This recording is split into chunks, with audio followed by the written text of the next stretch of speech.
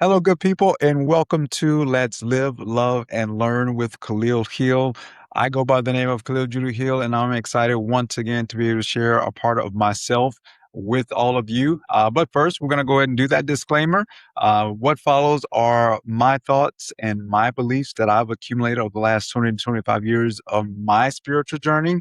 I will always encourage everyone to use their own discernment when listening to this content. There's going to be some things that you agree with and plenty of things that you will not agree with. And that's 100% okay. Only ask that, you contemplate those concepts that really resonate with you. And then those that don't, just leave them behind. I'm sharing these life lessons not to get anybody to adopt them, but to inspire everyone out there to, find your own life lessons, lessons that will enrich your own life. And ultimately, this creative expression of mine is to, you know, I'm going to try to make people feel a little less alone and a little bit more loved as they continue this journey that we call life back to the heart of the Creator. And so, quick recap of the last video because this one's going to be long. I can't even pretend like it's not. I looked over what I had prepared for this video, and there's just nothing I can really cut. So I do apologize, but this one's probably going to get between 25 to 30 minutes. But we'll see. Maybe I can get it pared down. But in the last video, we completed our exploration of the life lessons I extracted from Jadot Krishnamurti and the book Total Freedom. The last video we talked about how Krishnamurti believed that individual thoughts and individual actions are undervalued and underappreciated and underestimated. He believed that the great movements and revolutions of our human history all started with individual actions and individual thoughts. And so that belief inspired the life lesson that every action we take contributes to the world's creation. And so, I kind of added to that discussion the last time, talking about how every one of us has the potential to change the world. But we have to realize that we're constantly doing that. All of our actions and inactions, they play a part in the creation of the world that we're living in. That's with or without intent. And so we all need to have an understanding and awareness of that and take ownership of that. Also went over the 10 behaviors that I try to do every single day in order to create a better world for myself and, my son and my circle of influence to live in. And, a lot of those behaviors are really geared around creating connection with others and limiting, the behaviors that may sow division. Because ultimately, I do believe that if we're going to get to that next level of spiritual evolution, it does come through connection and not through division. And so our ability to get to that next level, I think, is really about our understanding and capability to build strong, sustainable connections and learning how to embrace the differences that we have to become a more cohesive and unified society. So that's old stuff. Right. So let's talk about this video. What's coming to you in this video. So we talked about the potential that everyone has, and we talked about the capability of changing the world and how we do that every single day. But let's talk about one of the biggest obstacles we have that impairs our ability to positively impact the world of others. And it may come as a surprise to many, but one of the big things that keeps us from making an impact in the world and positively influences those around us is us. It's our own self-doubt and that inner critic that keeps, chirping inside of our head. And so we're going to transition from the lessons of Jadot Krishnamurti on to those that I extracted from Miss Lauryn Hill. And so if Krishnamurti represented my mind, then Lauryn Hill definitely represents my personal expression, or at least what I'm striving, to do as far as with my personal expression, because, being able to share what's in my heart and what's in my mind in an authentic fashion. That is the goal. And so, Lauryn Hill is a amazing actress, a Grammy award winning artist. And so I'm not trying to put myself on that level when it comes to talent, or the creative ways that she has, showcased her talent to the world. I'm just striving to be able to share my heart and my mind in an open, honest, and courageous way, like she did during her 2002 MTV Unplugged performance, which had unbelievable impact on me. That I think I can do, right? I can be open, honest, and I can be courageous in sharing my life with others. And so, one thing about that performance, and I think it's so underappreciated, uh, is the fact that, she was so refreshingly raw in that performance. There was an emotional vulnerability, and she was unapologetically authentic in that video. And that's something that you, at least especially back then, we're talking about 2002.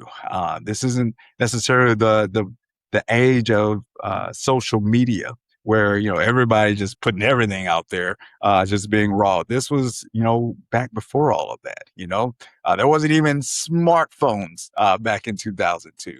You got to go to what, 2007, I believe was the first iPhone. So it was definitely a watershed moment, one of those that truly had an impact on me. And so it's something that I definitely wanted to share my life lessons extracted from that. It wasn't about how good she sounded, and it wasn't about how great the songs were, which personally, I loved the songs, and personally, I think she sounded great. Obviously, she had some moments in there where her voice didn't quite hit a certain note, but it was so much more about that performance that was easily forgiven. And so it was more about her willingness to share her truth despite what others were going to say about her. She was willing to shed her persona, expose her flaws, and allow the world to see her imperfections and hear her imperfections for the sake of spreading a message that she thought would help others.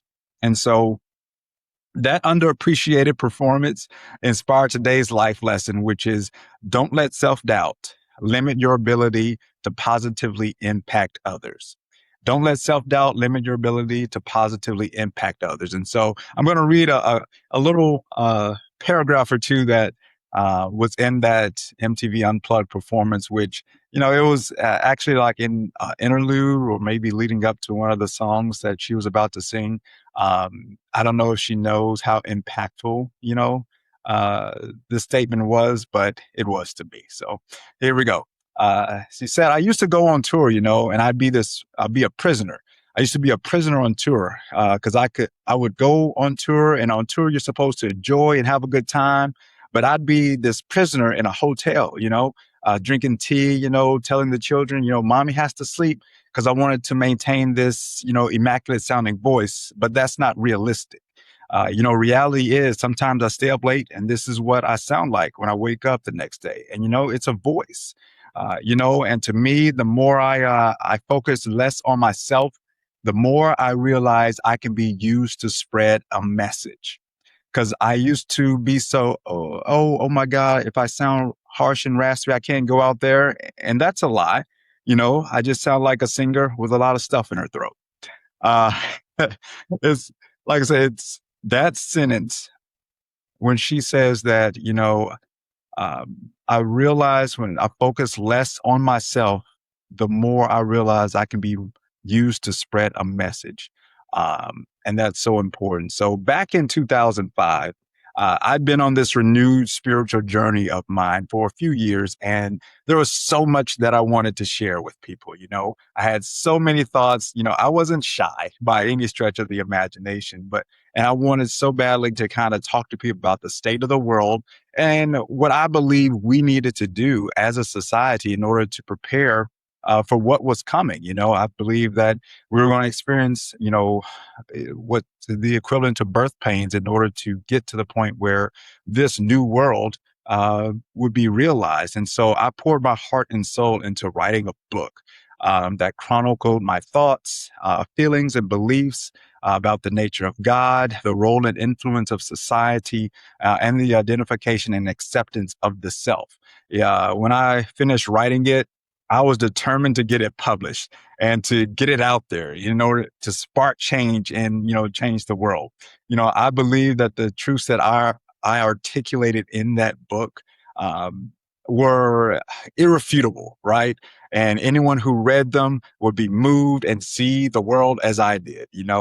Um, Obviously, looking back on that, it's a little naive, but, after I published some copies of the book, I shared it with a few friends and a family member, just to kind of gauge their reaction, see what they thought about it. And the responses were mixed. That's being generous, saying it like that. It ranged from people just not saying anything, not giving me any feedback, to compliments about how beautifully it was written. But none of it was the response that I was kind of hoping for. And that's not on them. That is 100% on me. There's a lot of things in that book that was quite dense. And obviously the subject matter is it's very tough for a lot of people to kind of wrap their heads around. So no fault to them. But this is kind of how I took it at the time. So from that response, I was like, you know what? Screw this. I gathered up my copies of the book and I placed them on a shelf, and it to gather dust for years on end. Because how could I expect strangers to connect with something that my own friends and family, couldn't really connect with? And so, I rationalized giving up pretty quickly, not much of a fight at all, and decided, to just continue living my life and I would just keep my thoughts and my beliefs to myself. Um, and then, gosh, there was a sequence of events that took place about 5 to 6 years later that really inspired me to go back and to write another book. Um, it was something that, I wanted to write this book, every intention of sharing it this time around. I wasn't going to, you know, go to work on this book and devote so much time and energy on it just for myself. This was something that I wanted to share with others. I wanted to impact others because I saw how people were dealing with life around me and they were struggling with it. And so, but here's the thing, once again, I kind of talked myself out of sharing it, even during its creation. The same excuses kind of surface as did before, including, questioning my mental and emotional stability at the time as well. I could hear my critics' voices in my head, growing louder and louder, saying, there's nothing new or groundbreaking in the book. Who does he think he is, discussing God or religion with anyone? Clearly, he's mentally and emotionally unstable. Why should anybody read what he has to say? And it's unfocused and it's a rambling self indulgence. All these things, all these criticisms, I kind of, I kind of created, the arguments against myself, what I thought my critics would say. Because, and I think that's probably because I think it was grounded in some legitimacy, right? Every comment, every criticism, I could conjure up, played in an endless loop in my head until I rationalized probably was best to keep it to myself. I would tell myself, you know what? It served its purpose. It was something that I needed to do for me, and it was therapeutic. Um, I have told myself that those voices that grew louder and louder in my head were my critics. But to be quite honest with you, they weren't. They were mine. That was my inner critic doing a number on me, and so I came up with countless reasons and excuses to kind of shrink from the moment instead of being bold and brilliant within it. I cowered in a self sabotaging display of fear. And it was all under this guise of self preservation. Um, I realized that I was really the greatest threat to my truth survival. And, there was others out there, obviously, who played their roles to obstruct, my path. to find my authentic, genuine truth. But I stood alone as the real saboteur, right? That kept my voice weak and kept it ineffective. And so I realized that I was the one that failed to find enough value in what I had to say to make it worth the sacrifices that I may or may not, have experienced in order to express it. I made the choice to kind of suffer in silence rather than live and show my appreciation for the gifts that God had given me. And so all that was on me. And I had to come face to face with that. Um, but what I realized, and this is something that we are all in search of, is that what I realized is that I needed a why. I needed a reason and I needed a purpose that was powerful enough to weather and withstand that onslaught of self judgment and criticism that inner critic will definitely dole out mercilessly at you. And so it it took nearly 20 years to kind of find that singular reason capable of weathering the self doubt and the undermining rationalizations that I was victim to for so long. There is something very instinctive activated within you whenever you learn you're having a child. And, suddenly your priorities shift and your world flips on its axis to accommodate this new life that you're going to be responsible for. And, some will point to evolutionary reasons as to why this may be the case, why we seem to be hardwired and encoded to protect um, our offspring. And I won't argue with that at all. In fact, I think there's a lot of truth and validity to that. Um, I will say that suddenly the most important person to consider when making decisions and deciding what I'm going to do with my life wasn't me anymore. All of a sudden it was this child who I never even met who had all this impact on me. And so my son's birth kind of unlocked something within me. It was a part of me that I didn't have access to until, he was conceived and he arrived. It was an aspect of my soul that I needed to motivate me and to inspire me to share once again. But this time, I was going to share with a purpose that was worthy and capable of withstanding that inner critic and the fears of others' reactions to what I had to say.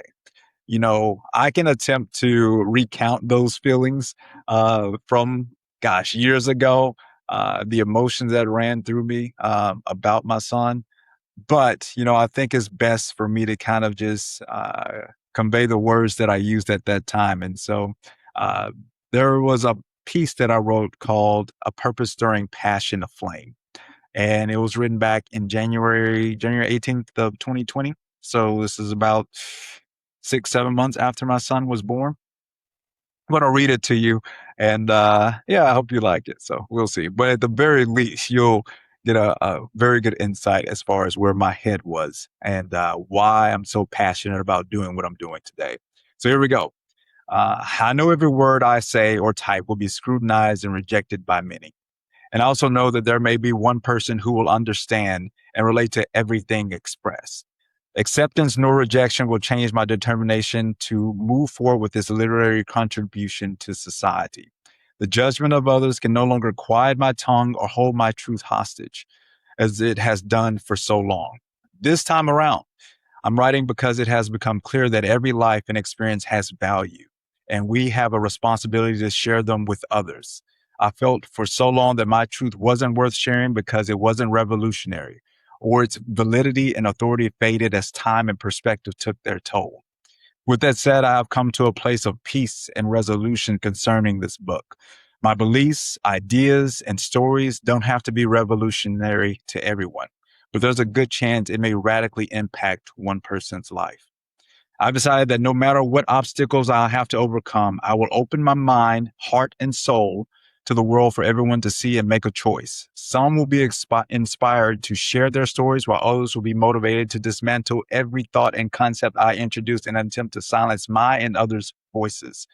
And then there will be those without care one way or the other because it's not their time or never will be their time to move to action. And I'm determined to finish writing this book for my son. I want to be there for him as he grows into a young adult and a great man. I hope it is the will of the Creator for me to live to see that happen. Yeah, I know all too well that our lives aren't designed or played out according to individual desires, laden with ignorance and void of universal responsibility. That said, I can leave my thoughts, experiences, and words behind for him always to have. I can express enough within these pages so that he'll know how much I love him. I don't look back on parts of my life with regrets or wishes. I believe that shows a lack of trust and appreciation for life and the Creator. But sometimes I do wonder about the type of person I would have been if, when I was younger, I was privy to the wisdom and perspective I now possess. It isn't my story to speak from that perspective, but I'd like for it to be my son's. I don't want to make the mistake of transferring my hopes and my dreams onto him. It's unfair to our children to handcuff their hopes to our limited and soon outdated perception of the world and what's possible. I want to make sure I do everything I can to provide the foundation of love, knowledge, and wisdom he will require to create and pursue his own dreams. I never want him to feel I limited his ability to become the person he wants to be. That includes not being there for him due to what many would consider the easily defensible excuse of my death. Here's a simple truth. If I pass from this life before he grows into manhood, there will be no substitute for me physically being there during life's challenging times. I won't be there to hug him tightly when he experiences his first relationship heartbreak. My words of encouragement to motivate him to get back on his feet won't be heard. The look in my eyes that would always convey a belief that everything will work out just fine and that he can accomplish anything he sets his mind to do won't be seen. Nothing I leave behind could ever equate to being there. With that said, it isn't an excuse to leave nothing behind. When my son experiences his first heartbreak, I want family and friends to hug him tightly to absorb a portion of his pain. But I want him to find my writings to know I experience heartache too. When he struggles to accomplish a goal or taste the bitterness of failure, I pray for someone to provide words of encouragement that will motivate him to never give up and always try again. But I also want him to draw strength and inspiration from my words too. God, I hope a loving face is there to look him in the eyes and make him believe that everything will be okay. And there is nothing he can achieve, but I hope he knows another face will look at him that same way if I were there. For most of my life, I've searched and waited for something that would guide me to my purpose. I yearn to feel love and a passion intense enough to permeate and empower me through all circumstances. My son has unlocked aspects of my soul that I could never have gained access to alone. He provided purpose and an ironclad determination I've only admired from afar. One day he will read these words for the first time and not think much of them. But another day he will find them again and extract some measure of peace and comfort from them. So I will end this entry with an expression of gratitude and adoration for him. Thank you for coming into my life to stir my soul and the creativity within it. You helped me find the most rewarding part of my purpose that will inspire me for the rest of my days. I love you with my entire being. So my son helped me realize that, I was way too consumed with how others would perceive me. And I focused too much on myself. That didn't leave a whole lot of time or energy to care about and to help anyone else. I can think of a million reasons not to share my life, my beliefs, or my authentic self with the world. But my son gave me one powerful reason why I should. I must follow through with this mission to share my truth with the world. No matter how my thoughts and expressions are received by others out there, um, my experiences may seem like they're my own and I can do whatever I want with them, right? Um, but I no longer believe that they should be selfishly withheld from the world. Our lives are meant to be experienced and shared to help all learn more about ourselves on this journey. So I'm going to ask you, how often have you allowed your inner critic to whisper doubts, fears, and judgments that silenced your tongue and prevented you from reaching out and helping others? If it's anything like me, the answer is more than you're probably proud to admit. And so I implore you to not underestimate your value and the incredible impact that you're capable of making on others in the world. It's taken me many years to realize how much of my energy and time had been exhausted being self absorbed with often frivolous and manufactured fears and concerns. And so that energy and that time could have been much more productive, making a positive impact and change in my world and the world of others around me. And so, in closing, here is your question. In what ways has self doubt limited your ability to positively impact others? And with that answer in mind, do you have a reason, a purpose, or a why that is strong enough to power through the efforts of self doubt and that inner critic and make an impact in the world the way you want to? And so I am excited to read your answers in the comments below. And I'm sure as soon as there is a community who's looking at these videos, they will be excited to read your answers as well. And so I will leave you with today's quote and the message for my son. Each shared experience is an invaluable resource that contributes to our spiritual evolution. So don't allow the inner critic to silence your voice and rob us all of your unique offerings to this endeavor. Thank you for spending some time with me. I have no idea how long this went. Hopefully, it wasn't too awful, terribly long. But it truly is a joy to share with all of you. And so until next time, take care of yourselves and know that you are never, ever, ever alone and that you are always loved. Peace out.